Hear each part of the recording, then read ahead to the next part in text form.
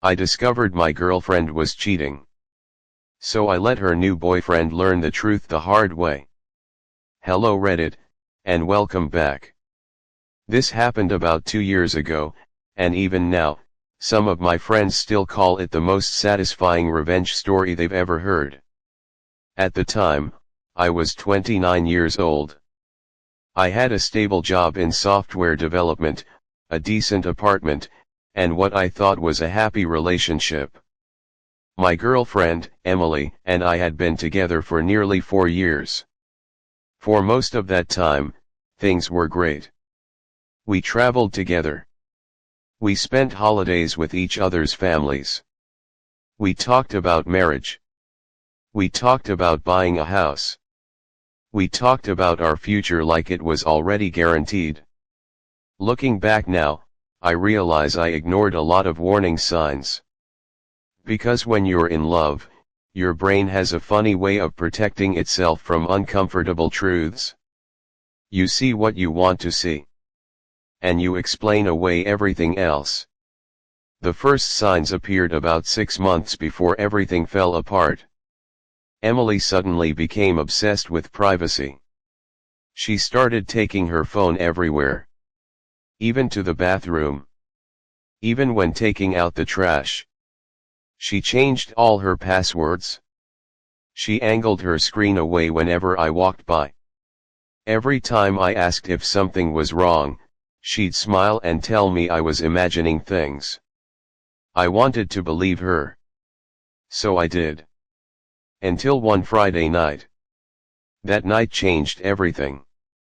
We were watching a movie together when Emily got a text. Her phone lit up on the coffee table. She grabbed it so quickly that it honestly looked suspicious.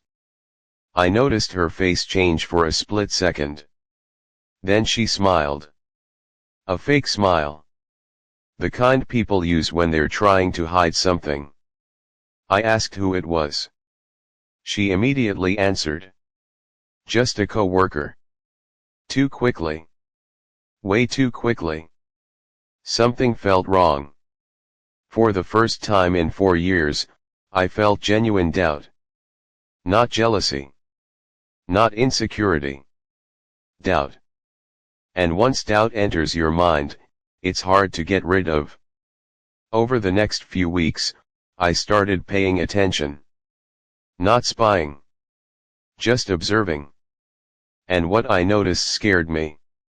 She was working late more often. Weekend plans kept appearing out of nowhere. Girls' nights happened almost every week. Yet somehow she always seemed distracted whenever she was actually with me. Like she was physically present but mentally somewhere else. Then came the moment that shattered everything. One Saturday morning Emily left her laptop open before going to the gym. I wasn't planning to snoop. I genuinely wasn't. But a notification popped up. A message preview. Just one sentence. One sentence that changed my life. Last night was amazing. I can't stop thinking about you. The sender wasn't me. My stomach dropped. For a few seconds I couldn't move. Couldn't think. Couldn't breathe. I stared at that screen hoping there was some innocent explanation. There wasn't. The conversation history confirmed everything. She wasn't just cheating. She had been cheating for months. Months, while talking about marriage. While planning our future. While telling me she loved me every single day. The guy's name was Ryan. And according to their messages, he believed Emily was practically single. She had told him our relationship was ending. She told him we were basically roommates. She told him I was emotionally distant. In other words, she was lying to both of us. That realization changed everything. Suddenly this wasn't just betrayal. It was manipulation. She was using both of us. And that's when I made a decision. I wasn't going to explode. I wasn't going to confront her. Not yet. I wanted the truth. All of it. Over the next month, I quietly gathered evidence. Screenshots. Messages. Photos. Dates. Everything. The more I learned, the worse it got. She wasn't sneaking around because she was confused. She wasn't struggling emotionally. She wasn't making a mistake. She was deliberately maintaining two relationships at the same time. She told me she loved me. Then met Ryan after work. She spent weekends with me. Then texted him all night. She promised both of us a future. Because she wanted attention from both of us. Eventually I realized something important. Ryan wasn't the villain. He was another victim. He had no idea I existed in the way Emily described. According to him, she was nearly single. According to reality, we lived together. That changed my revenge plan completely. Instead of attacking Ryan, I decided to let him see the truth. But timing mattered. So I waited. A few weeks later Emily announced exciting news. She wanted us to start looking at engagement rings. I almost laughed. Imagine cheating for months and then asking your boyfriend to buy a ring. The audacity was unbelievable. I smiled. Acted excited. And agreed. Meanwhile, I finalized my own plans. I found a new apartment. Moved important belongings. Separated finances. Cancelled future commitments. Prepared everything. Then came the perfect opportunity. Emily planned a weekend trip with Ryan. She told me it was another girl's getaway. Of course it was. The moment she left, I went to work. Not emotional work.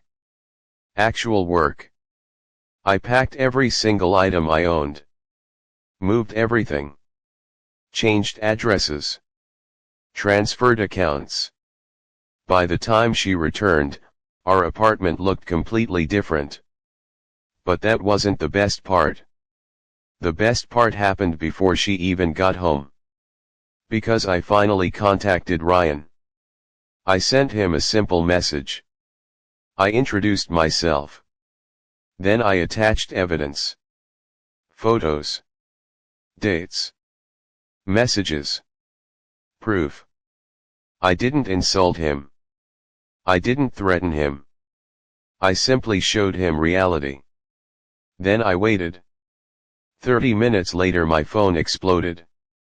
Ryan called immediately. He sounded shocked. Confused. Angry. He kept asking the same question.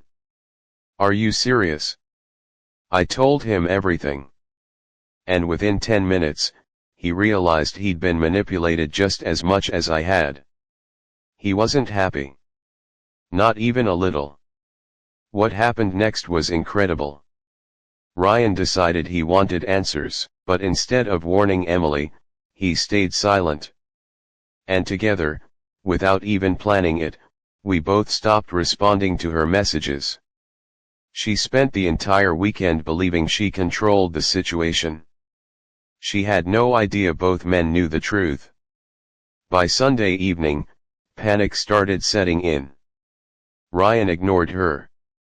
I ignored her. For the first time, her carefully constructed double life was collapsing. When she finally returned home, she found the apartment half empty. A note sat on the kitchen counter. It said, "I know everything.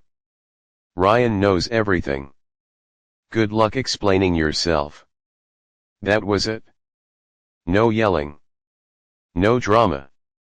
No insults. Just truth.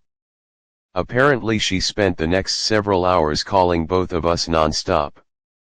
Neither answered. The next morning Ryan officially ended things. Immediately. No second chances. No excuses. No negotiations. He was done. I was done. And suddenly Emily found herself completely alone. But the story doesn't end there. Because karma wasn't finished. Over the next few months, mutual friends slowly learned what happened. Not from me. Not from Ryan. From Emily herself. Every time she tried explaining the situation, her story changed. People started noticing inconsistencies. Eventually the truth came out.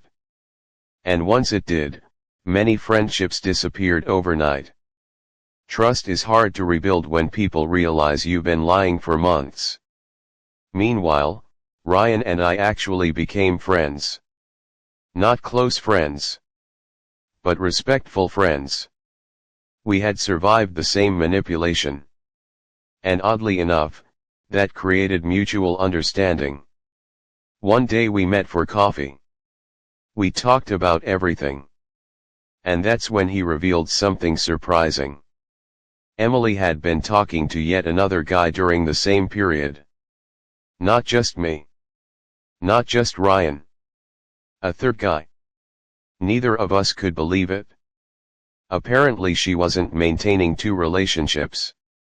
She was juggling 3. At that point all we could do was laugh.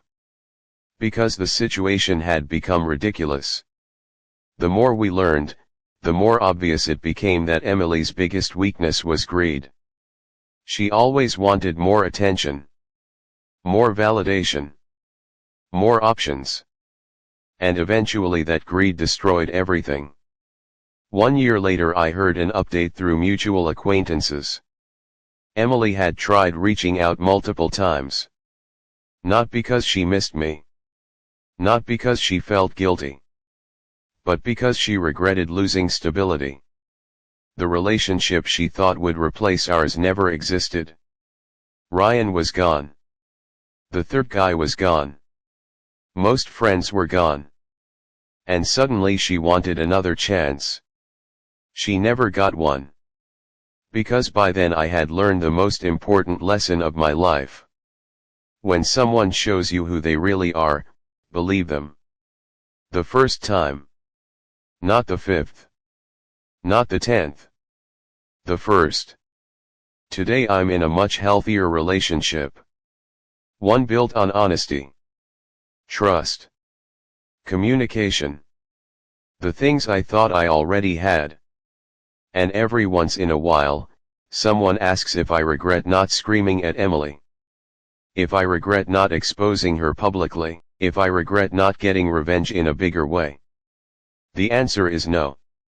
Because the best revenge wasn't destroying her life. The best revenge was stepping aside and allowing her own decisions to do that for her. She spent months building a web of lies. Eventually she got trapped inside it. And honestly I couldn't have designed a better ending myself.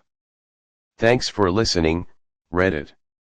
And remember, sometimes the most satisfying revenge isn't making someone suffer. It's letting the consequences of their own choices catch up with them.